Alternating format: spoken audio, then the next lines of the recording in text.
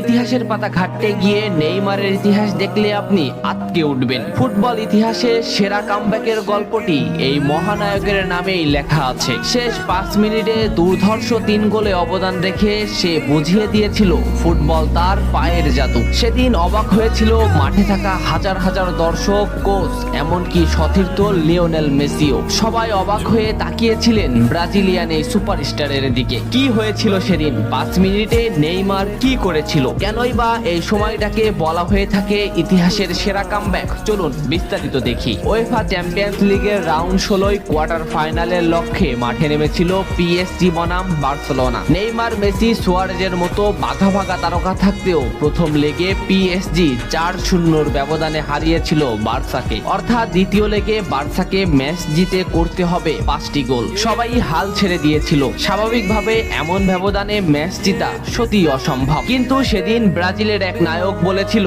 এটা সম্ভব, আমরা এটা করে দেখাবো। যেভাবেই হোক না কেন আমরা দলকে ম্যাচ জেতাতে চাই। 2017 সালের 8 মার্চ অনুষ্ঠিত হয় এই ম্যাচের দ্বিতীয় লেগ। ম্যাচের শুরু থেকেই ক্ষিপ্ততা আর দক্ষতা দেখাতে শুরু করেন নেইমার। এই ম্যাচে যেন আবির্ভাব হয় কোনো এক নতুন নেইমারের। এই নেইমারকে তো কেউ চেনে না। ম্যাচের 3 মিনিটেই লুইস সুয়ারেজ পেয়ে যায় প্রথম গোলের দেখা। এরপর নেইমারের ক্ষিপ্ততায় একের পর এক আক্রমণ সাজাতে থাকে বার্সা। এদিন যেন নেইমারকে কোনোভাবেই আটকাতে পারছিল না পিএসজি। নেইমারকে আটকাতে একের পর এক ফাউলই বেছে নিয়েছিল তারা। ম্যাচের 40 মিনিটে লেভিনের আত্মঘাতিক গোলে বার্সা পায় দ্বিতীয় গোলের দেখা। ম্যাচের 50 মিনিটে ক্ষিপ্ত থাকা নেইমারকে ডি বক্সের ভিতর ফাউল করে ফেলে দেওয়া হয়। এতে বার্সা পেয়ে যায় পেনাল্টিতে গোল করে দলকে এগিয়ে নেন লিওনেল মেসি। তবে যেমনটা ভাবছিলেন এই ম্যাচের গল্প ফুটবল বিধাতা তেমন ভাবে লেখেননি। 62 মিনিটে বার্সার কফিনে শেষ প্যারাটা পুড়ে দেন এডিনসন কাভানি। এতেই স্তব্ধ হয়ে যায় ক্যাম্প নু।